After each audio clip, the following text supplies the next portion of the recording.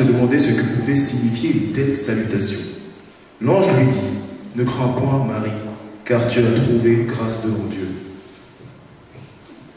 Et voici, tu deviendras enceinte et tu enfanteras un fils et tu lui donneras le nom de Jésus. Il sera grand et sera appelé fils du Très-Haut. Et le Seigneur Dieu lui donnera le trône de David, son père. Il régnera sur la maison de Jacob éternellement et son règne n'aura point fin. Marie dit à l'ange, « Comment cela se fera-t-il, puisque je ne connais point d'homme ?» L'ange répondit, « Le Saint-Esprit viendra sur toi, et la puissance du Très-Haut te couvrira de son ombre. C'est pourquoi le Saint-Enfant qui naîtra de toi sera appelé Fils de Dieu. Voici, Élisabeth, ta parente, a conçu, elle aussi, un fils en sa vieillesse, et celle qui a été appelée stérile dans son 6e mois, car rien n'est impossible à Dieu. » Marie dit, « Je suis la servante du Seigneur, qu'il me soit fait selon ta parole. » Et l'ange la quitta.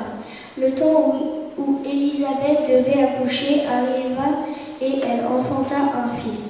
Ses voisins et ses parents apprirent que le Seigneur avait fait éclater envers elle sa miséricorde, et ils se réjouirent avec elle. Adieu, et merci Seigneur, tout un tas de bondieuseries.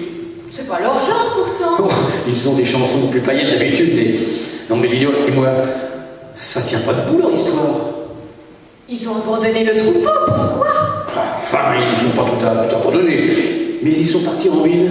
Pour boire? Oh non, ils entraient dans les tavernes de Bethléem en criant qu'un ange leur était apparu. On va avoir une drôle de réputation en ville.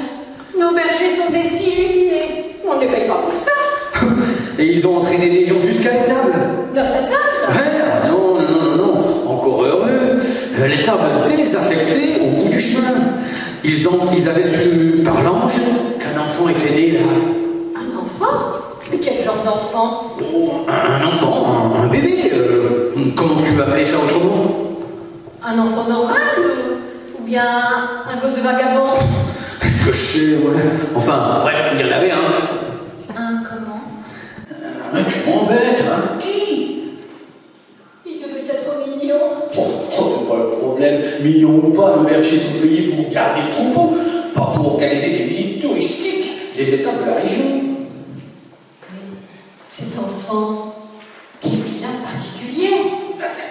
Il paraîtrait que c'est le Seigneur, le Messie, celui que tout le peuple attend. Oh, mais ça change tout! Ça change quoi? Ça change que ça change tout, c'est tout! Je vis dans la boîte. Il faut du change pour le changer. Changer quoi? Changer de bébé, c'est tout! Qu'est-ce qu'ils ont tous aujourd'hui? Parut un édit de César Auguste ordonnant un recensement de toute la terre. Ce premier recensement eut lieu pendant que Quirinius était gouverneur de Syrie. Tous allaient se faire inscrire, chacun dans sa ville. Joseph aussi monta de la Galilée, de la ville de Nazareth, pour se rendre en Judée, dans la ville de David, appelée Bethléem, parce qu'il était de la maison de la famille et la famille de David, afin de se faire inscrire avec Marie, sa fiancée, qui était enceinte. Pendant qu'ils étaient là, le temps où Marie devait accoucher arriva, et elle enfanta son fils premier-né. Elle l'emmaillota et le coucha dans une crèche, parce qu'il n'y avait pas de place pour eux dans l'hôtellerie. Jésus étant né à Bethléem, en Judée, au temps du roi Hérode, voici des mages d'Orient arrivèrent à Jérusalem et dirent: Où est le roi des Juifs qui vient de naître? car nous avons vu son étoile en Orient et nous sommes venus pour l'adorer. Le roi Hérode, ayant appris cela, fut troublé et tout Jérusalem avec lui. Il assembla tous les principaux sacrificateurs et les scribes du peuple, et il s'informa auprès d'eux où devait naître le Christ. Ils lui dirent: à Bethléem, en Judée, car voici ce qui a été écrit par le prophète. Et toi, Bethléem, terre de Juda, tu n'es certes pas la moindre entre les principales villes de Juda, car c'est de toi sortira un chef qui paîtra Israël, mon nom.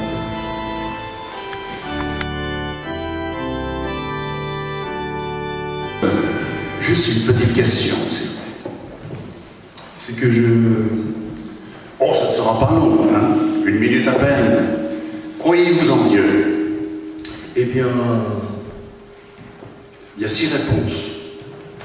Un peu, beaucoup, peut-être, certainement pas. On verra. Je ne sais pas. C'est-à-dire, eh bien... Ah, vous êtes sûr donc de votre réponse? Je ne sais pas. Mais... Une deuxième question. L'élection du président de la République. Je n'y crois pas. Eh bien, voyons. Je vous parle plus de Dieu maintenant. Je vous parle de l'élection du président de la République. Je vous dis que je n'y crois pas. Comment? L'élection vient d'avoir lieu, je vous assure. L'élection, j'y crois. Mais le président de la République, je n'y crois pas.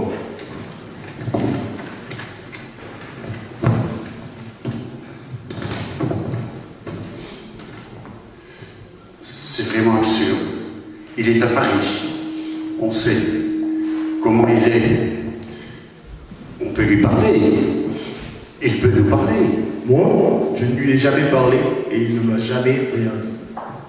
Ne faites pas l'enfant. C'est le premier personnage de l'État. On voit sa tête dans les journaux, à la télévision. Peut-être. Mais si je dis « Président, écoutez-moi », il ne me répond pas. Mais il ne vous a pas entendu. C'est pourquoi je ne lui parle pas. Il ne m'entend pas. Comment voulez-vous que je croie à quelqu'un qui ne m'entend pas quand je lui parle? C'est parce qu'il ne vous connaît pas. Il ne sait même pas que vous existiez. En plus, vous voulez que je croie en quelqu'un qui ne sait même pas que j'existe? C'est absurde de voir les choses comme ça. Pas plus absurde que de croire en Dieu. Vous croyez? Oui, je crois.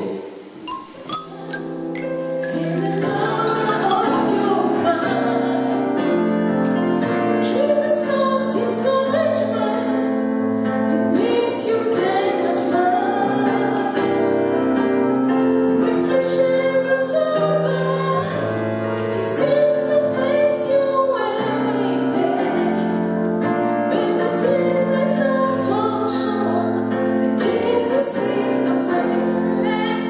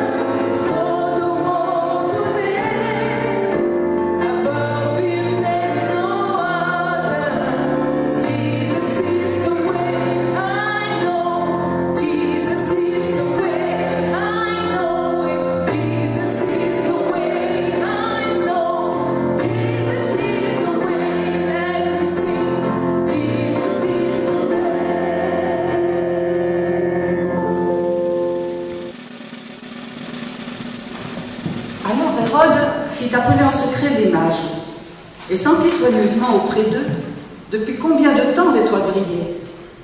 Puis il les envoya à Bethléem en disant « Allez et prenez des informations exactes sur le petit enfant. Quand vous l'aurez trouvé, faites-le moi savoir, afin que j'aille moi aussi l'adorer. » Après avoir entendu le roi, ils partirent. Et voici, l'étoile qu'ils avaient vue en Orient marchait devant eux, jusqu'à ce que, étant arrivée au-dessus du lieu où était le petit enfant, elle s'arrêta. Quand ils aperçurent l'étoile, ils furent saisis d'une grande joie.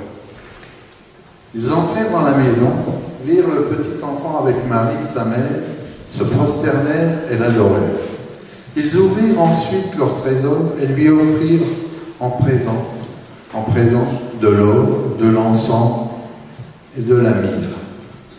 Puis, divinement avertis en songe de ne pas retourner vers Hérode, ils regagnèrent leur pays par un autre chemin.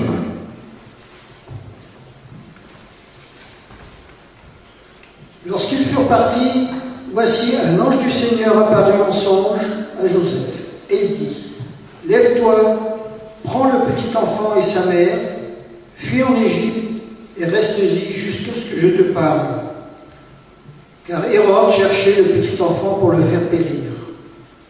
Joseph se leva, prit de nuit le petit enfant et sa mère et se retira en Égypte. Il y resta jusqu'à la mort d'Hérode, afin que s'accomplisse ce que le Seigneur avait annoncé par le prophète. J'ai appelé mon fils hors d'Égypte.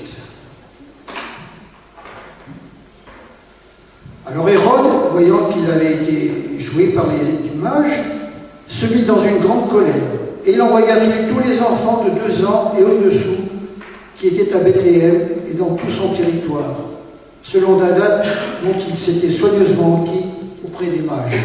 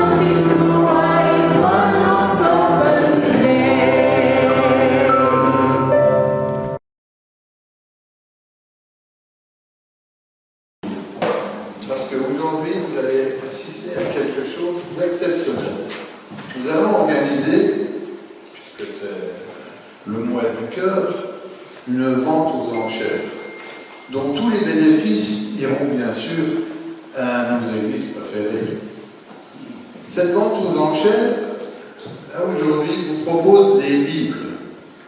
Ce sont des Bibles un petit peu particulières parce que ce sont des Bibles qui parlent. C'est encore un peu de magie. Et chacun va se présenter finalement. Nous avons là un lot que je propose, c'est la Bible Valdemar. Bible de luxe très lourde à tranches d'or et d'os gravés qui, vu les traces à la partie supérieure, passaient de longues années à soutenir une étagère. L'intérieur, par contre, est comme neuf et témoigne que le livre n'a quasiment jamais été ouvert. C'est très bien. Donc cette Bible, comme vous l'avez noté, c'est ce qu'on pourrait appeler la Bible bricomarché. Donc elle sert bien à bricoler. Je l'avais à prix 1 €. Parce qu'elle est en bon état, elle n'a presque jamais servi.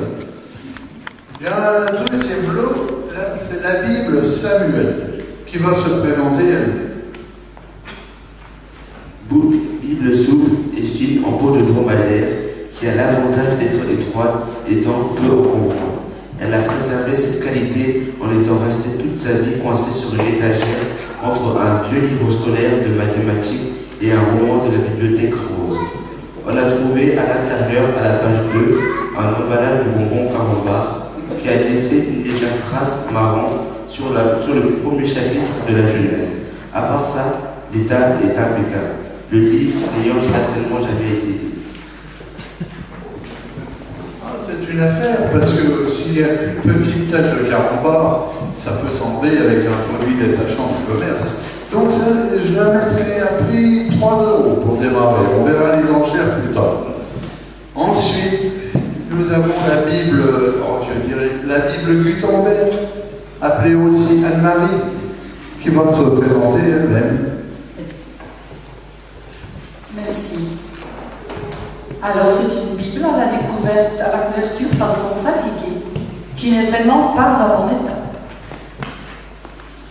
Fréquemment tombée au sol. On repère même des traces de coups. Et l'on peut penser qu'elle a été projetée contre un mur. L'intérieur est quand même surprenant. Des extraits du texte ont été soulignés, d'autres raturés. De grands points d'exclamation couvrent certaines marges. Les pages ont même été arrachées et ont disparu.